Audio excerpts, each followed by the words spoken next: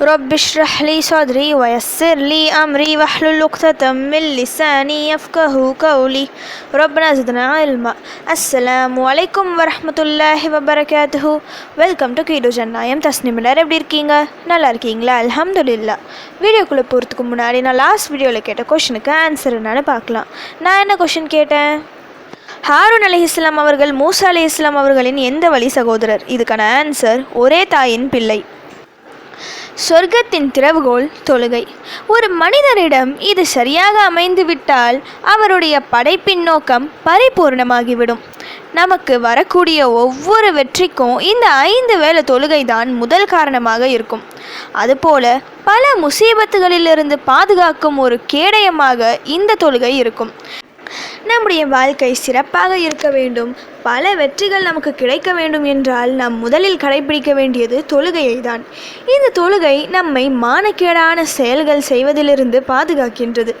இந்த உலக வாழ்க்கை மறுமை வாழ்க்கை இரண்டும் சீர்பெற தொழுகை மிக முக்கியம். அந்தந்த தொழுகைகளை குறிப்பிட்ட நேரத்தில் தொழுவது அவசியம்.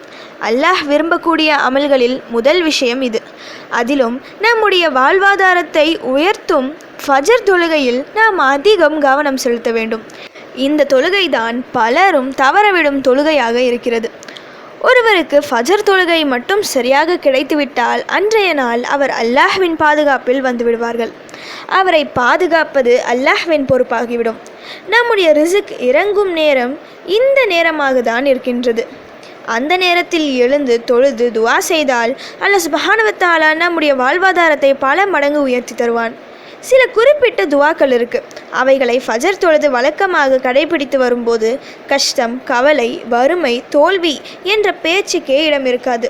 அப்படி தினமும் கேட்டு பலன் தரப்போகும் ஒரு துவாவை தான் இன்றைக்கி நான் சொல்ல போகிறேன். ஃபஸ்ட்டு துவா சொல்லிவிட்டு இதனோட சிறப்பு மற்றும் எத்தனை முறை ஓதணும் இதை சொல்கிறேன்.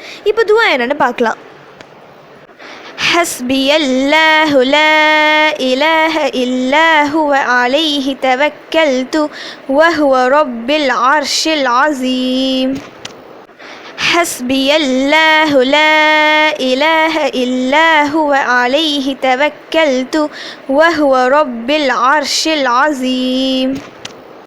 இதோட மீனிங் என்னென்னா, எனக்கு அல்லாஹ் போதுமானவன், அவனை தவிர வணக்கத்திற்குரியவன் வேறு யாரும் இல்லை, அவனையே சார்ந்துள்ளேன், அவனே மகத்தான அர்ஷின் இறைவன்.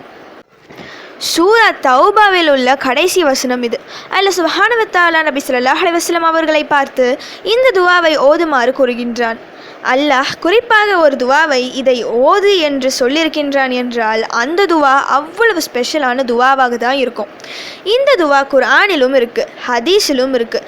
இந்த துவாவை பற்றி நபி ஸல்லல்லாஹு அலைஹி வஸல்லம் அவர்கள் என்ன சொல்கிறாங்கன்னா, காலை மாலை இதை 7 முறை யார் ஓதினாலும் அவருக்கு இம்மை மற்றும் மறுமை இந்த இரண்டிலும் அவர் விரும்பியதை மட்டுமே அல்லாஹ் வழங்குவான் என கூறியுள்ளார்கள்.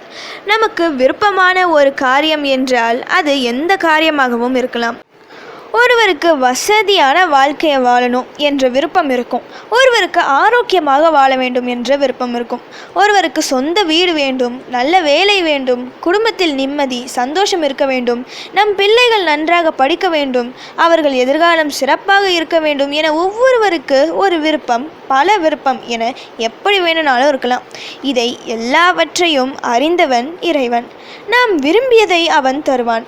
ஃபஜர் தொழுது 7 முறை இதை ஓதினால் அன்றைய மாலை வரை நாம் விரும்பியபடி நம் வாழ்க்கை இருக்கும்.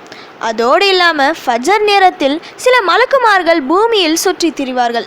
அவர்களின் வேலையே யார் அல்லாஹ்வை நினைவு கூறுகிறார்கள் என கணக்கெடுப்பது தான்.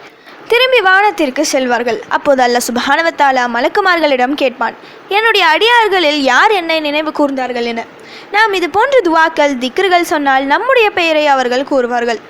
அதை கேட்டு அல்லாஹ் மிகவும் திருப்தி அடைவான், மகிழ்ச்சி அடைவான். காலையில் தஸ்பீஹ் செய்யும் போது இந்த பாக்கியமும் நமக்கு கிடைக்கும். இது போன்ற துவாக்களை, திக்ர்களை தேர்ந்தெடுத்து ஓதி இம்மை மற்றும் மறுமை வாழ்வில் வெற்றி பெற்றவர்களாக இருப்போம் இன்ஷா அல்லாஹ். ஓகே, இப்போ ஃபைனலி கொஷின் டைம். அனஸ் ரலியல்லாஹு அன்ஹு அவர்கள் நபி ஸல்லல்லாஹு அலைஹி வஸல்லம் அவர்களிடம் எத்தனை ஆண்டுகள் பணிவிடை செய்தார்கள்?